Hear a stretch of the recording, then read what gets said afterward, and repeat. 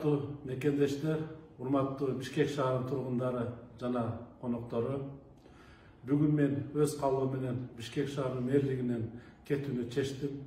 Урматтуу достор, сөзүмдүн башында Ош шаарынан Бишкек шаарынын мэринин милдетин аткарууга шеним көрсөткөн урматтуу президентибиз Садыр Нуркожоевичке терең ыраазычылык билдирем. Акыркы 3 жыл ичинде Ош шаарынын мэри катары Ош шаарына кызмат кылдык эле. 3 жыл ичинде мүмкүнчүлүккө жараша иштеп, эл үчүн аз да болсо кызмат кылдык деп ойлойм. Жаңы максаттар, жаңы пландар менен Бишкек шаарына да кызмат кылып, Борбор калабызды мындан да жакшы кылып оңдойбуз деп пландаганбыз. Бир күн сөзсүз Бишкек үчүн да өз салымыбызды кошорума ишенем. Урматтуу шаардыктар, урматтуу мекендештер, менин кызматты тапшыруумда эч кандай саясат жок. Бул менин айрым себептерге байланыштуу жеке өзүмдүн чечимим. Али далай кызмат кылабыз.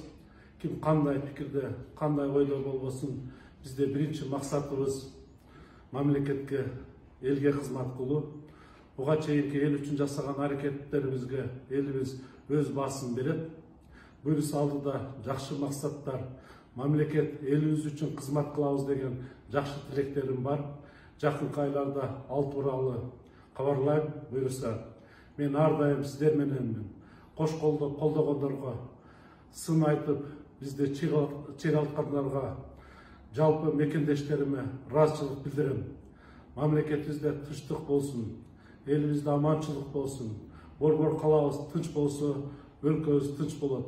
Буюрса Бишкек өнүккөн шаарлардын катарында болот. Биз баарыбыз кыргызстандыкпыз. Кыргызстаныбызды көздүн карайгындай сактап, мекенибиз үчүн дайыма ак тилден кызмат кылайлы.